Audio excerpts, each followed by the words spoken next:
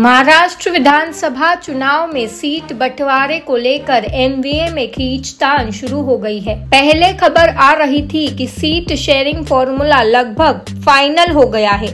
विधानसभा की 288 में से 260 सीटों पर बंटवारे पर सहमति बन गई, लेकिन अब कांग्रेस, एनसीपी, शरद पवार और शिवसेना यूबीटी में कुछ सीटों को लेकर खींचतान की खबर आ रही है। कांग्रेस पूर्वी विदर्भ में शिवसेना यूबीटी के लिए एक भी सीट छोड़ने को तैयार नहीं। कांग्रेस का दावा है कि पार्टी में दो फाड़ होने के बाद शिवसेना की वहां कोई मौजूदगी नहीं है। वहीं शिवसेना यूबीटी उन सीटों की मांग कर रही है जहां कांग्रेस कभी जीत हासिल नहीं कर सकी है। मुंबई की 2 सीटों को लेकर शिवसेना और कांग्रेस आमने सामने है। शिवसेना का दावा है कि कांग्रेस जीतने वाली सीटें चाहती है। कांग्रेस ने एनसीपी एसपी द्वारा की गई सीटों पर भी दावा ठोक दिया। गुरुवार को एमवीए सीट बंटवारे की बैठक में शिवसेना यूबीटी ने सांगली पैटर्न लागू करने की धमकी दी। दरअसल 2014 के लोकसभा चुनाव में सांगली लोकसभा सीट शिवसेना यूबीटी के खाते में गई थी। इसके बाद कांग्रेस टिकट के दावेदार विशाल पाटिल ने बगावत कर दी थी। कांग्रेस नेताओं ने विशाल पाटिल को समर्थन दिया था और उन्हें जीत भी मिली। बैठक के अंत में एमपीसीसी अध्यक्ष नाना पटोले ने बैठक में कहा कि 28 सीटों पर विवाद है, जिसे कांग्रेस आलाकमान सुलझा लिया जाएगा।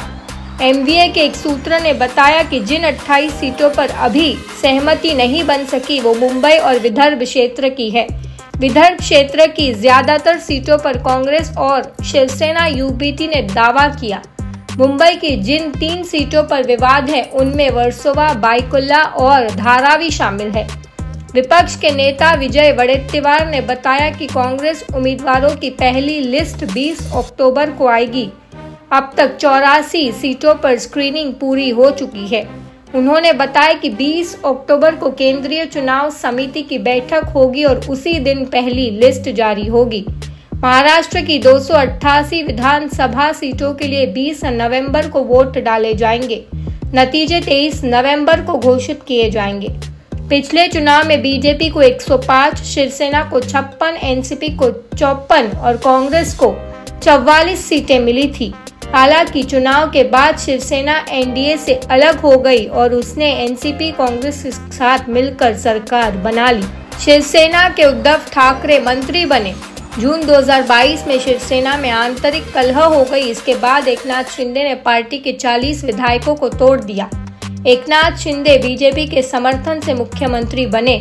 अब शिवसेना 2 गुटों में बंट चुकी है। शरद पवार की एनसीपी भी 2 गुट शरद पवार और अजीत पवार में बंट गई है।